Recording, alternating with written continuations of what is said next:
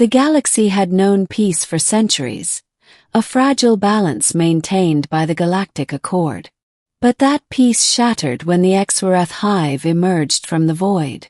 Led by their merciless Queen Zyrathis, they swept through star systems like a plague, consuming worlds and enslaving entire species.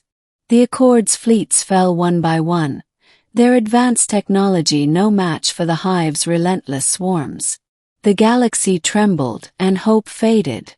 But in the darkest hour, one human soldier stood unafraid. Chapter 1. The Fall of Kale's Reach. The human colony on Kale's Reach was the first to fall. The Xy'rath descended in a storm of chitin and claws, their screeches echoing across the planet's surface. The colony's defenses were overwhelmed in hours.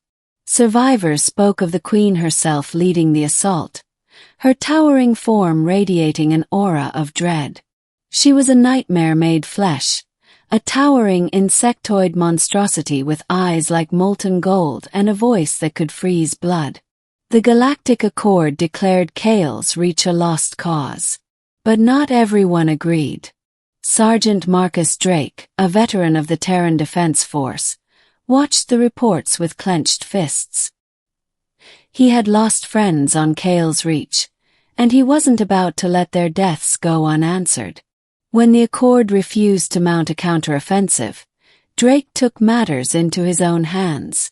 "They think we're just another species to be crushed," he muttered, strapping on his combat armor. "They don't know what humans are capable of." Chapter 2. The Lone Mission. Drake's plan was insane, everyone said so. He would infiltrate the Xy'rath Hive's central nest, a massive bioorganic structure orbiting a dying star. His objective: assassinate Queen Zyrathis. The Accord's leaders laughed when he proposed it.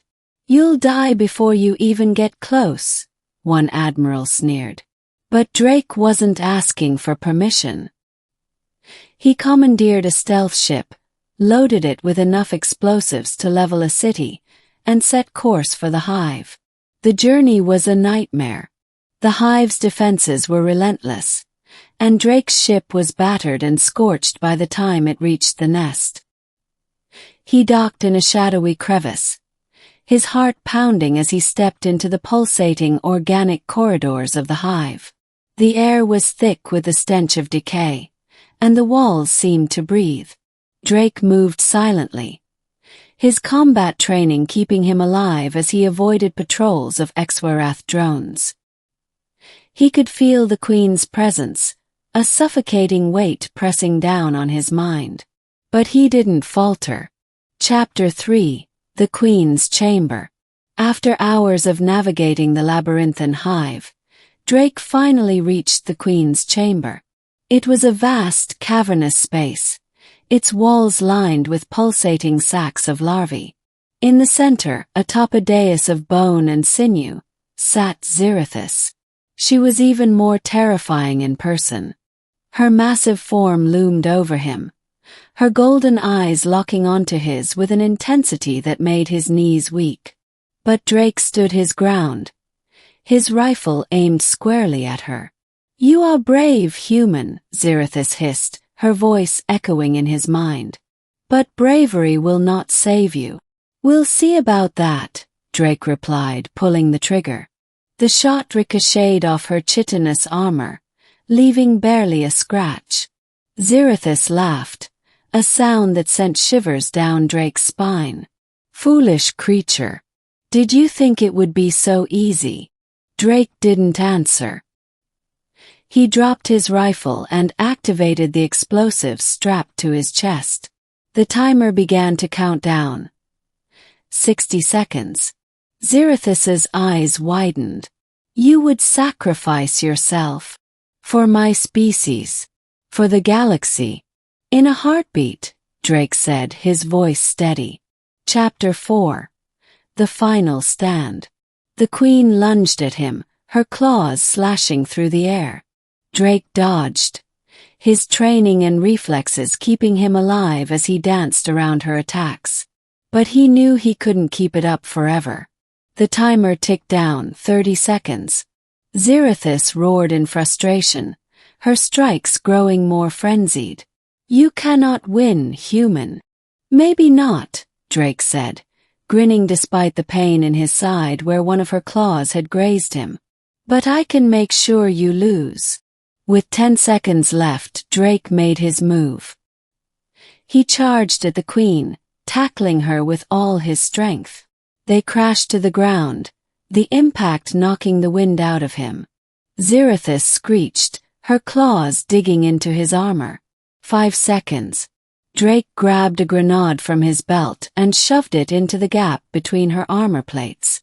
The explosion tore through her, and she screamed in agony. 3 seconds.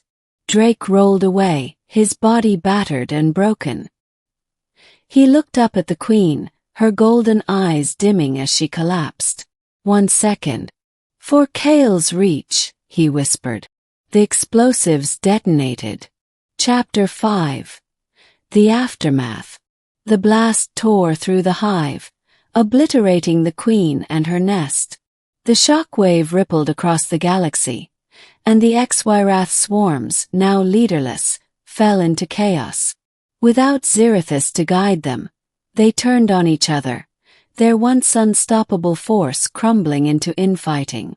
The Galactic Accord seized the opportunity, launching a counteroffensive that pushed the Xy'rath back into the void. The galaxy was saved, but at a cost.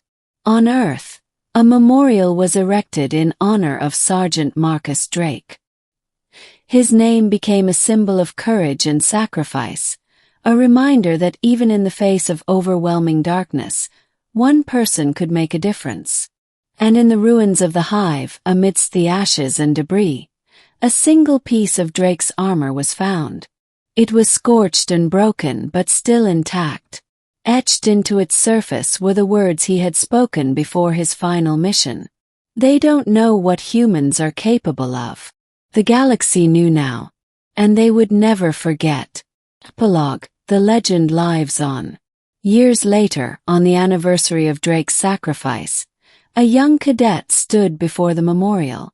She traced the words etched into the stone, her heart swelling with pride. "Sergeant Marcus Drake," she whispered, "you showed us what it means to be human." And as she walked away, the stars above seemed to shine a little brighter, a testament to the courage of one soldier who stood unafraid.